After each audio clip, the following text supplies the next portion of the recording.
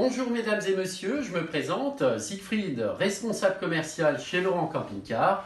Alors aujourd'hui, je vais vous présenter ces deux dispositifs devant moi qui permettent de vidanger votre eau chaude et également de protéger votre chauffe-eau en cas de gel. Il se vidangera automatiquement. Alors on va démarrer par l'ancienne génération. Alors l'ancienne génération, tout simplement, c'est ce petit boîtier noir. Vous voyez qu'il est alimenté avec un courant électrique, ici, ces trois câbles, et cette petite tige rouge.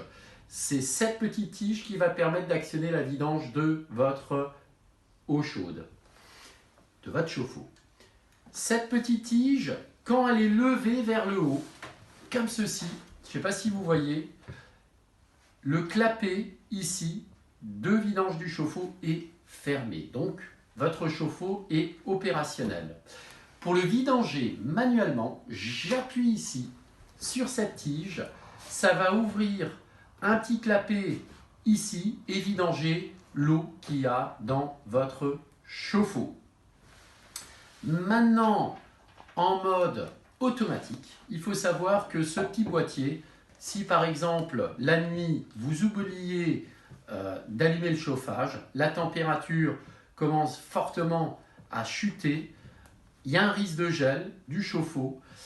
Il y a ici, grâce à ces câbles électriques, une sonde de température qui va permettre de vidanger le chauffe-eau automatiquement la nuit. Donc ce qui fait que cette petite tige, je me répète, quand elle est vers le haut, le clapet est fermé. Cette tige, automatiquement la nuit, vous pouvez entendre un petit clac, va vidanger votre chauffe-eau. Pour le réactiver, ce que vous allez faire, vous allez remonter cette petite tige rouge, la verrouiller, et ce qui fait que l'eau chaude ne va pas s'écouler, que le système de chauffe-eau est opérationnel. Alors si jamais vous tirez cette tige, elle redescend automatiquement, il faut savoir qu'il y a deux possibilités. Soit la tension de la batterie est trop basse, dans ce cas-là, la petite tige va redescendre automatiquement, soit tout simplement la température ambiante dans le camping-car est trop basse, pareil, ça va redescendre. Alors, pour la tension de la batterie, vous branchez votre véhicule, vous démarrez le moteur, ou bien si la température ambiante est trop basse, ce que vous faites, vous mettez votre chauffage en route pendant un certain temps, et après, vous pouvez remonter la tige comme ceci, et réamorcer le système d'eau chaude. On va aborder ce boîtier qu'on appelle le Frost Control, nouvelle génération. Alors vous voyez, il n'y a plus d'alimentation, c'est un système totalement autonome qui est à base de mercure. On va aborder le premier sujet qui est comment le vidanger manuellement. Pour hiverner votre véhicule ou si vous laissez stationner votre véhicule longtemps. Vous avez un petit losange, vous voyez, c'est un peu différent de ce système avec une tige, avec ici un petit bouton bleu, ce n'est qu'une tige. Pour actionner manuellement la vidange de l'eau chaude de votre chauffe-eau, vous tournez comme ceci le petit papillon bleu, maintenant il est parallèle au boîtier.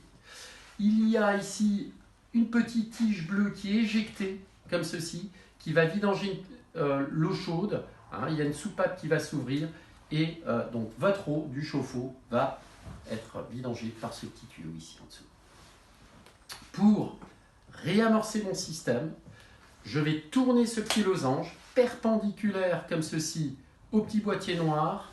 Après ici, je vais appuyer, c'est très important, cette petite tige, qu'elle soit affleurante au boîtier. Dès lors, mon eau chaude, mon système de vidange, il est fermé et opérationnel.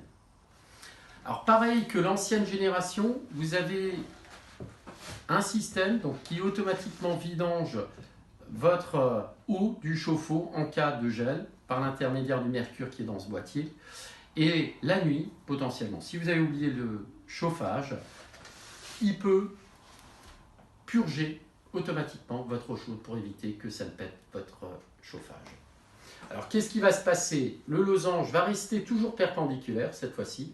C'est cette petite tige qui va être éjectée. Alors, je vais vous le simuler. Vous voyez, je reviens en position. Là, la petite tige éjectée. L'eau va s'écouler sous le châssis, comme ceci. Pour le réamorcer, vous avez juste qu'à appuyer sur ce petit bouton bleu. Donc, c'est de nouveau affleurant. Le système est fermé, opérationnel. Alors, si jamais, effectivement, vous appuyez et ça ne se verrouille pas, pareil que l'ancienne génération, vérifiez la température ambiante. Si elle est trop froide, ben forcément, ça ne va pas s'enclencher. Ça ne va pas se réamorcer. Donc, mettez votre chauffage en route. En revanche, vous n'avez pas la même problématique ici que l'ancienne génération qui est connectée. Si la tension de la batterie est basse, le système ici ne va pas se mettre en sécurité. Voilà, donc j'ai terminé ma vidéo. Je vous remercie de l'avoir visionnée. Je vous dis à la semaine prochaine pour une nouvelle vidéo. N'hésitez pas à nous liker sur Facebook et je vous dis à très bientôt. Ciao, ciao.